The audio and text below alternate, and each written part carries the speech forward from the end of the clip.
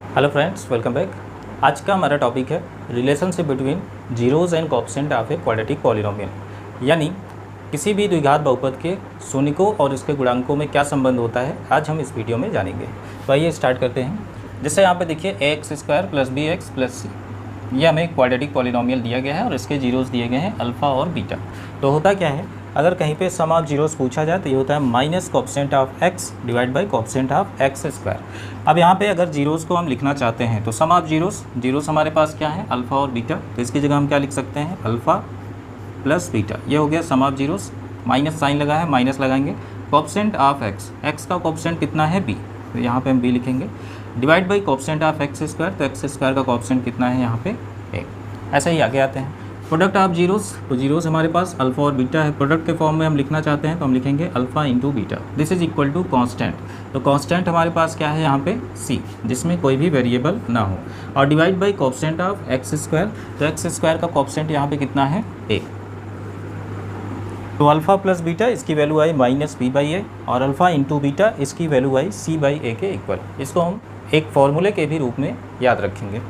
तो चलिए आगे बढ़ते हैं, एक एग्जांपल लेते हैं और इसको समझने का प्रयास करते हैं। तो यहाँ पे हम फर्स्ट एग्जांपल ले रहे हैं। जैसे मान लीजिए हमें दिया गया है x² + 7x और +10, ये एक क्वाड्रेटिक पॉलिनोमियल दिया गया है और हमसे कहा जा रहा है कि सबसे पहले तो इसके जीरोज़ को फाइंड आउट करिए और साथ ही साथ इसके जीरोज़ और कोएफिशिएंट में जो रिलेशन होता है उसको वेरीफाई भी करिए। तो आइए सबसे पहले इसके जीरोज़ को फाइंड आउट करते हैं। अब देखिए जीरोज़ को फाइंड आउट करने के लिए हम क्या करते हैं, सबसे पहले फर्स्ट टर्म और लास्ट टर्म का मल्टीप्लाई करते हैं। तो यहाँ पे फर्स्ट टर्म हमारे पास कितना है x² और लास्ट टर्म हमारे पास कितना है 10। दोनों का मल्टीप्लाई करेंगे तो ये कितना आ जाएगा 10x²। अब यहाँ पे मिडिल टर्म को स्प्लिट करेंगे, यानी मिडिल टर्म को दो पार्ट में ब्रेक करेंगे। तो मिडिल टर्म हमारे पास कितना है 7x। इसको हमें दो ऐसे पार्ट में ब्रेक करना है कि जब इन दोनों को ऐड किया जाए तो 7x आए, और जब इन दोनों का मल्टीप्लाई किया जाए तो ये फर्स्ट टर्म और लास्ट टर्म के मल्टीप्लिकेशन के इक्वल आना चाहिए। तो 7x को हम ऐसा भी लिख सकते हैं, प्लस का 2x और प्लस का 5x। अगर हम इन दोनों को ऐड करेंगे तो 7x आ जाएगा, और अगर इन दोनों का मल्टीप्लाई करेंगे तो 10x² आ जाएगा। तो अब आइए यहाँ पे लिखते हैं हम इसको। तो ये हो गया x² प्लस 7x की जगह हम क्या लिख सकते हैं 2x और प्लस 5x, और 10 जैसा था इसको हम एज इट इज़ रखेंगे। अब यहाँ पे हम कॉमन लेंगे, इन दोनों में क्या कॉमन होगा x दोनों जगह x को कॉमन ले लेंगे, यहाँ पे एक x रह जाएगा और यहाँ पे बचेगा 2। इन दोनों में क्या कॉमन होगा 5, तो 5 को कॉमन ले लेंगे, यहाँ पे क्या बचेगा x, और 5 2 जा होता है 10, तो यहाँ पे बच जाएगा 2। चलिए आगे बढ़ते हैं, x + 2 दोनों जगह हैं, तो x + 2 को कॉमन करके बाहर कर लेंगे। अब हमारे पास यहाँ पे क्या बचा x, और यहाँ पे कितना बचा +5। तो ये कुछ इस तरीके से आ गया। अब किसी भी क्वाड्रेटिक पॉलिनोमियल के अगर जीरोज़ को हमें बताना होता है तो इसके लिए हम क्या करते हैं, ये जो इसके फैक्टर आए इसको हम 0 के इक्वल दिखाते हैं। तो अगर हम यहाँ से इसको 0 के इक्वल दिखाते हैं तो x + 2 को अगर 0 के इक्वल दिखाएंगे तो यहाँ से x की वैल्यू मिलेगी -2, और यहाँ पे x + 5 को अगर 0 के इक्वल दिखाएंगे तो x की वैल्यू मिल जाएगी -5। अब बेसिकली x की ये जो वैल्यूज़ आती है यही हमें किसको बताती हैं, अल्फ़ा और बीटा की वैल्यू। तो यानी हम इसको ऐसा भी लिख सकते हैं, यहाँ पे अल्फ़ा की जो वैल्यू है वो है -2 और बीटा की वैल्यू जो है वो है -5। तो ये हमारे दो जीरोज़ निकल के आ गए। चलिए आगे बढ़ते हैं। अब इसके जीरोज़ और कोएफिशिएंट के बीच में जो रिलेशन होता है उसको वेरीफाई करते हैं। तो देखिए यही क्वेश्चन था हमारे पास, x² + 7x + 10। इसको हमने सॉल्व किया तो अल्फ़ा की वैल्यू हमें मिली -2 और बीटा की वैल्यू मिली -5। अब यहाँ पे हमें करना क्या है, सबसे पहले a, b और c की वैल्यू निकालना है। तो a किसको बताता है x² का कोएफिशिएंट। तो यहाँ पे a की वैल्यू x² के साथ कुछ नहीं है, अगर कुछ नहीं इसका मतलब यहाँ पे 1 छिपा हुआ है, तो a की वैल्यू कितनी आ गई 1। आते हैं b पे, तो b क्या होता है x का कोएफिशिएंट, x का कोएफिशिएंट कितना है 7, जो बच जाए वो होता है c। तो c की वैल्यू यहाँ पे हमें मिल रही है 10। तो ये हमने निकाल लिया a, b और c की वैल्यू। अब चलिए, अब हमने पहली चीज़ पढ़ी थी सम ऑफ जीरोज़, यानी अल्फ़ा प्लस बीटा, इसकी वैल्यू होती है -b/a के इक्वल। अब इसको हमें वेरीफाई करना है, तो चलिए वैल्यू रखते हैं। तो अल्फ़ा की जगह रखेंगे, सबसे पहले अल्फ़ा की जगह -2 हमें मिला था, तो अल्फ़ा की जगह रखेंगे -2 प्लस बीटा की जगह हमारे पास है -5। This is equal to, minus फार्मूले में लगा है, रख दीजिए b की वैल्यू 7 और डिवाइड बाई a की वैल्यू हमारे पास कितना है 1। अब इन दोनों को ऐड करेंगे, -2 और -5, तो ये हो गया -2 प्लस माइनस का मल्टीप्लाई करेंगे तो माइनस ही आएगा और -5। ये हो गया 7 और 1 से डिवाइड करेंगे तो सेम रिजल्ट आएगा। तो -2 और -5 ये मिलके हो जाएगा -7, ये भी हो गया -7। तो यहाँ पे हम देख सकते हैं हमारा left hand side right hand side के इक्वल आ रहा है। तो इसका मतलब ये तो हमारा वेरीफाई हो गया। अब नेक्स्ट आते हैं प्रोडक्ट ऑफ जीरोस। तो ऐसे ही यहाँ पे प्रोडक्ट ऑफ जीरोस को भी हम वेरीफाई कर लेते हैं। तो प्रोडक्ट ऑफ जीरोस यानी अल्फ़ा इंटू बीटा, इसकी वैल्यू थी हमारे पास c/a के इक्वल। चलिए वैल्यू रखते हैं। अल्फ़ा की वैल्यू हमारे पास है -2, तो यहाँ पर रखेंगे -2 और बीटा की जगह हम कितना रखेंगे माइनस का, इधर आ जाइए। c की वैल्यू ये हमारे पास है 10 और डिवाइड बाई a की वैल्यू हमारे पास है 1, तो यहाँ पर हम उठा के रख देंगे 1।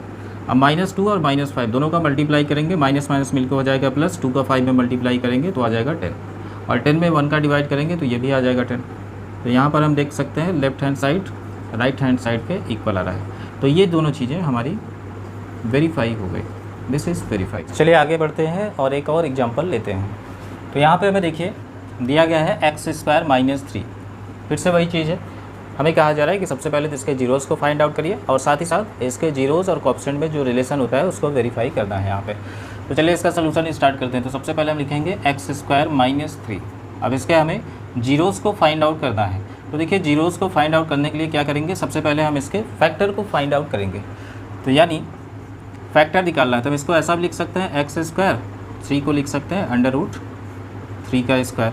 अब आगे बढ़ेंगे a² - b²। कहीं पर अगर हमें इस तरीके से दिखे तो हम यहाँ पे एक आइडेंटिटी का यूज़ कर सकते हैं। a² - b² this is equal to होता है a + b और इंटू a - b। इसी आइडेंटिटी का यूज़ करेंगे और यहाँ पे हम अप्लाई करेंगे। तो चलिए, तो इसकी जगह हम क्या लिख सकते हैं x + √3। एक बार दोनों को प्लस करके लिखना है और एक बार दोनों को माइनस करके लिखना है। तो यहाँ पे लिखेंगे x - √3। अब यहाँ पे देखिए इसके फैक्टर्स निकल आए। अब इसके अगर जीरोज़ फाइंड आउट करने हैं तो हम क्या करते हैं, इसके फैक्टर को 0 के इक्वल दिखाते हैं। तो सबसे पहले हम इसको 0 के इक्वल दिखाएंगे। तो अगर आप इसको 0 के इक्वल दिखाते हैं यानी x + √3 को दिखाएंगे 0 के इक्वल, तो यहाँ से x की पहली वैल्यू जो निकलेगी वो आ जाएगी माइनस का √3, प्लस उधर जाएगा तो बन जाएगा माइनस का √3। ऐसे ही इसको 0 दिखाएंगे x - √3 this is equal to 0। तो यहाँ से x की वैल्यू निकल के आ जाएगी -√3, राइट साइड जाएगा तो ये बन जाएगा प्लस का √3।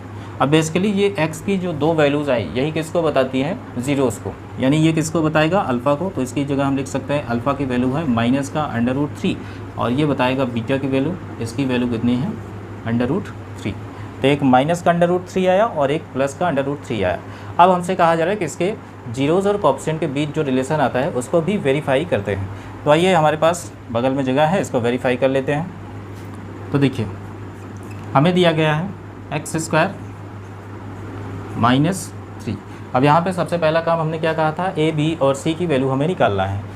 तो a क्या होता है, x² का कोएफिशिएंट, कुछ नहीं है x² के साथ यानी 1 छिपा हुआ है।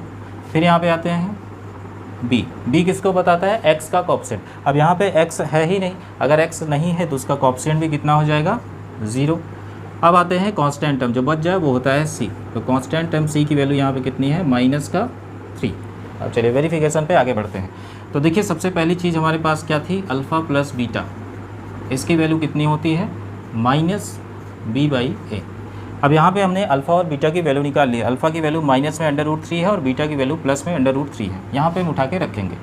तो अल्फ़ा की वैल्यू माइनस का √3 प्लस बीटा की वैल्यू प्लस का √3 this is equal to minus b की वैल्यू हमें मिल रही है 0 और डिवाइड बाई a की वैल्यू मिल रही है 1। तो ये हो जाएगा माइनस का √3 और प्लस का √3 दोनों मिलके हो जाएंगे 0 और ये भी हो जाएगा 0। तो हम देख सकते हैं यहाँ पे left hand side right hand side के इक्वल आ रहा है। तो ये पहली चीज़ तो हमारी वेरीफाई हो गई। अब यहाँ पे ऐसे ही हम प्रोडक्ट ऑफ जीरोज़ को भी वेरीफाई करते हैं। तो अल्फ़ा इंटू बीटा, इसकी वैल्यू होती है c/a के इक्वल। तो अल्फ़ा की वैल्यू उठा के रखेंगे और बीटा की वैल्यू उठा के रखेंगे। तो अल्फ़ा की वैल्यू है माइनस में √3 और बीटा की वैल्यू है प्लस का √3। यहाँ पे उठा के रखते हैं अल्फ़ा की वैल्यू माइनस में √3 और बीटा की वैल्यू प्लस का √3 this is equal to c। c की वैल्यू हमारे पास -3 और डिवाइड बाई a की वैल्यू हमारे पास मिल रही है 1। अब माइनस का √3 और प्लस का √3 दोनों का मल्टीप्लाई करेंगे तो माइनस ही रहेगा, √3 मिलकर बन जाएगा 3 और इधर -3 में अगर 1 का डिवाइड करेंगे तो ये भी आ जाएगा -3। तो आप देख सकते हैं यहाँ पर भी left hand side right hand side के इक्वल आ रहा है। तो ये दोनों भी हमारे हो गए वेरीफाई। तो यहाँ पर हम लिखेंगे दिस इज़ वेरीफाइड।